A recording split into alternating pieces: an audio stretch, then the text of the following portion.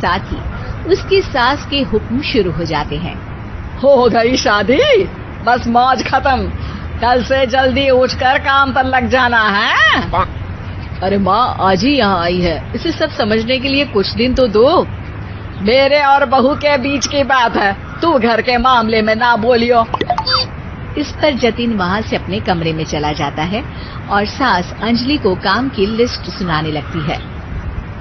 सुबह पहले घर की सफाई करनी है, फिर कपड़े धोने हैं, साथ में खाना भी बनाना है। एक की वजह से दूसरा काम रुकना नहीं चाहिए है। जी मम्मी जी ठीक है। ये कहकर अंजलि अपने कमरे में चली जाती है। अंजलि, मम्मी हमेशा बोलती थी बहू आएगी तो उनका काम हल्का होगा, पर मुझे नहीं पता था कि वो काम हल्का करने की जगह टाल ही देंगी। कुछ नहीं होता, ये सब मैं अपने घर में भी तो करती थी, मुझे आदत है, कोई दिक्कत नहीं होगी। ठीक है, पर अगर कुछ हो तो बता देना।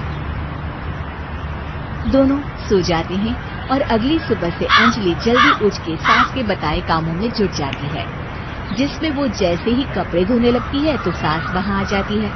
अरे सुनो, ये कपड़े ऐसे नहीं धुलेंगे, सबको डिवाइड कर फिर एक एक करके अलग अलग धोने हैं। क्या? एक एक कपड़ा अलग करके? एक बार में सुनाई नहीं देता क्या? वही बोला है मैंने, लग जाओ काम पर हैं?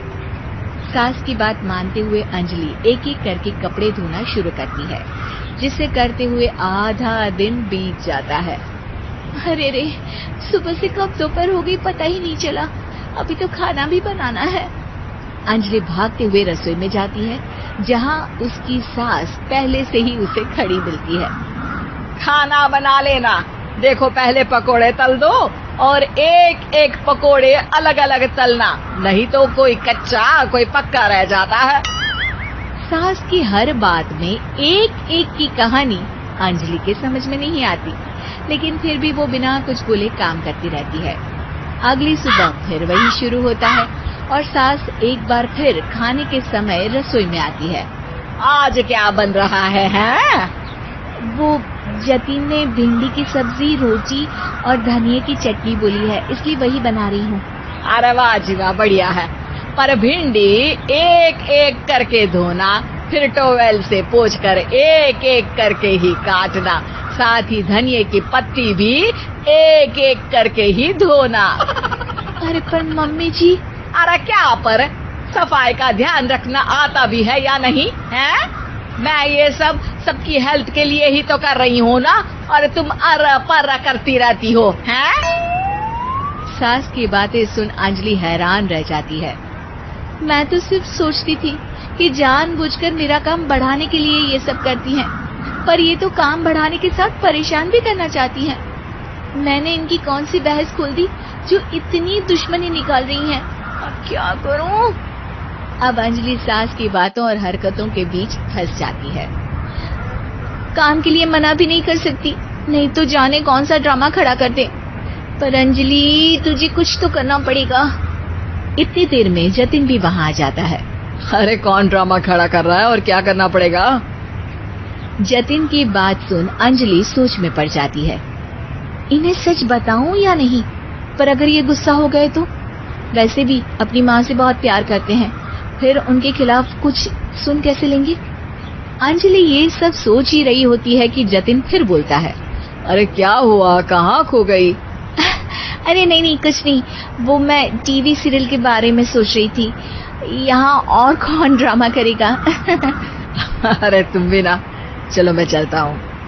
इसके बाद कुछ दिनों तक अंजलि सास को सबक सिखाने के लिए अलग अलग प्लान सोचती रहती है, पर उसे सास के एक एक करके काम करवाने की आदत बंद करने का कोई तोड़ नहीं मिलता। अगर ऐसे ही चलता रहा तो कहीं मैं एक दिन अपने सिर के बालों को भी एक एक करके सुलझना ना शुरू कर दूं। पगली हो गई है क्या? अकेले में क्या बड़बड़ किए जा रही हो? वैसे आज खाने में क्या है? आलू की सब्जी। तो फिर आलू को अच्छे से काट कर उसके कटे हुए कपड़ों को एक एक करके ही धोना है। बिल्कुल, इसे कैसे भूल सकती हूँ, मेरे जी का जंजाल। अरे बातें कम काम ज्यादा है। अंजलि एक बार फिर सास के कहे अनुसार काम करने लग जाती है, जिसमें सब्जी बनाते हुए उसके दिमाग में एक आइडिया आता है और वो सास को आवाज लगाती है, मम्मी जी सुनिए जरा इधर तो आना। अंजलि की आवाज सुन सास रसोई में आती है। अरे क्या हुआ, क्यों गला फाड़ कर चिल्ला रही हो? कुछ नहीं, वो सुबह कपड़े धोने की जल्दी में नहाई नहीं थी और अब शाम की पूजा भी करनी है, तो आप जरा सब्जी देख लीजिए ना, तब तक मैं नहा कर आती हूँ। अंजलि सास को रसोई में छोड़कर नहाने चली जाती है। इसी तरह देखते देखते 4 घंटे बीत जाते हैं, लेकिन अंजलि बाथरूम से बाहर ही नहीं निकलती, जिसे देख सास उसे आवाज लगाती है। अरे बाथरूम में ही समाधि लगा ली क्या?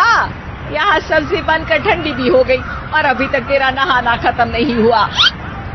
मम्मी जी जैसे आप कहती हैं ना, मैं वैसे ही एक एक करके अपने बाल शैम्पू कर रही हूँ।